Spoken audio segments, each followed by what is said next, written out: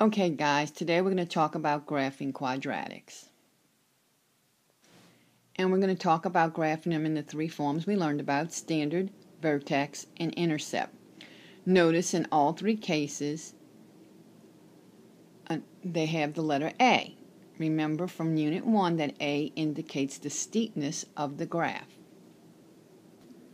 We're first going to learn how to graph using standard form. The first thing we have to do is find an x value. Our x value can be found by the formula, using the formula x equals negative b over 2a. So, in this case here, and it's an important formula to remember, but in our case, x is going to equal negative of negative 6 divided by 2 times positive 3. And the negative of negative 6 is positive 6 divided by 6, giving us an x value equal to 1. Now that just gives us the x coordinate, so we have to find the y coordinate. We plug in the y coordinate, f of 1, and notice we plugged 1 in wherever x was located, and then we solve that equation, and we get f of 1 is equal to negative 2. This gives us a vertex value of 1, negative 2. And we can go ahead and graph that on our coordinate plane. Our next thing we have to do is find two other points we can put on the parabola so we can sketch the graph of the parabola. Now, if we want to actually graph the parabola, we could use a t-table and get a number of different points and then plot each one and then draw a line. But right now we're just trying to sketch it to get an idea of what it looks like. So we just need two other points. So the first point we're going to use is our y-intercept. Remember, the y-intercept is where it intersects the y-axis. That is where x is equal to 0. So plugging 0, f of 0, gives us the value of 1. Because 3 times 0 squared minus 6 times 0 plus 1 is simply 1. So we can graph that point. The next thing we do is we draw our axis of symmetry. The axis of symmetry is the line that goes straight up the middle of the parabola. Because if you remember from Unit 1, a parabola is symmetrical. So there'll be a line right down the middle of it, and that is called the axis of symmetry. So we go ahead and we draw the axis of symmetry right down the middle of the parabola. And our next step is to find a second point. Since it's symmetrical, when we have 0, 1, if we go 1 on the right side of the axis of symmetry, we have another point. And then we can, using those 2 points, draw our parabola.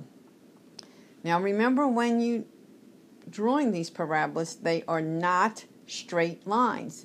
If you put straight lines, I'm going to have to mark it wrong because that is an absolute value. A parabola has curved lines.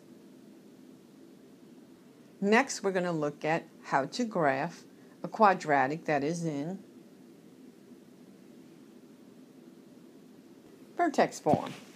It's called vertex form because we can pull the vertex straight off of the function. The vertex comes from the values of h and the value of k.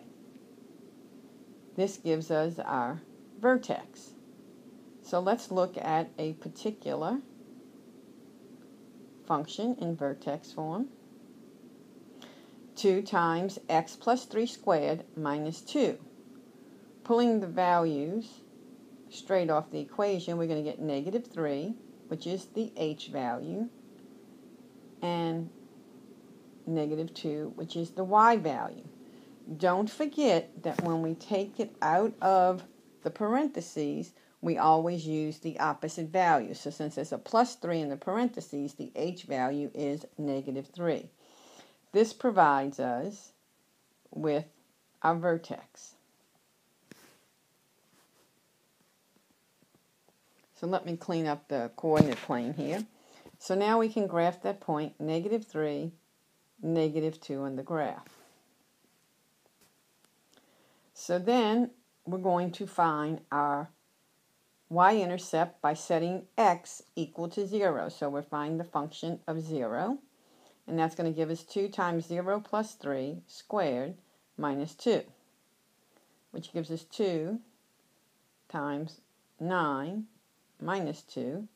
2 times 9 is 18, minus 2 gives us 16. But wait a minute. I can't graph 16 on here because I will run out of room. So I have to do something. Because f of 0 is equal to 16, and the point 0, 16 cannot be graphed on the coordinate plane as it is. So I erase my original vertex, and then I reset each of the values for the lines, so each of the units. So I'm going to be going up by 2, 2, 4, 6, 8, 10, and over by 2, 2, 4, 6, 8, 10. Now I have to find the vertex. Now the vertex is going to be at negative 3, negative 2. So negative 3 is halfway between the second square on the left, and so we put a dot at our vertex, negative 3, 2. The next thing we have to do is we have to graph the vertex. So we're going to count by 2s, 2, and we're going to go up 2, 4, 6, 8, 10, 12, 14, 16. So now we have the point 0, 16,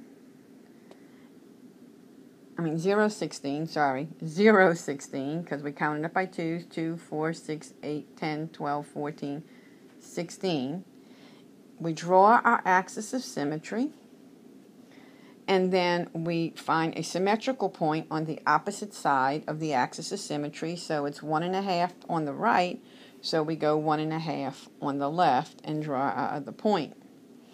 And then we connect these points from the vertex and go through the points. So we go that way and that way. And we have our graph completed. Now, I'm not overly concerned about you having arrows on your graph. However, some teachers might be. So if you can remember to put your arrows on the end of your parabola, it's probably very important to some teachers. I want to understand that you know how to graph the parabola. Finally, we're going to look at intercept form, because the two values you're going to be able to pull off of this form or your x-intercepts. So in the case of here, x equals 3, because remember when we take the x value out the parentheses, it's the opposite, and x equals negative 1. We give ourselves a coordinate plane, and then we're going to use the two values we found, 3 and negative 1. 3. So first we graph 3 on the coordinate plane, and then we graph negative 1 on the coordinate plane. Now, unlike before, this time we have to find where the axis of symmetry is located. Now, since these are two symmetrical points, the axis of symmetry is going to be located right in the middle between these two values. So we take these two values, 3, negative 1, add them together, divide by 2, and we get the value of 1. This gives us the x-coordinate of our vertex. So now we have 1, we have to find the y value. We find the y value by putting 1 in place of the x in the original function. So we're going to get 2 times 1 minus 3 squared, 1 minus 3, sorry, times 1 plus 1. This gives us 2 times negative 2 times positive 2. 2 times 2 is 4 times 2 is 8, and we have only one negative, so that would be negative 8. So this gives us our y value of negative 8, and we can graph that vertex on the coordinate plane. Notice that if we draw an axis of symmetry straight up the middle, each of the values from the intercepts are exactly 2 units away from the axis of symmetry. And now, as before, we graph the parabola using the vertex and the 2 points, 2 symmetrical points. So now you know how to graph quadratics, whether they show up in standard form, vertex form, or intercept form. Please write in your notes any questions you have for me tomorrow, and we'll do some practice with graphing quadratics.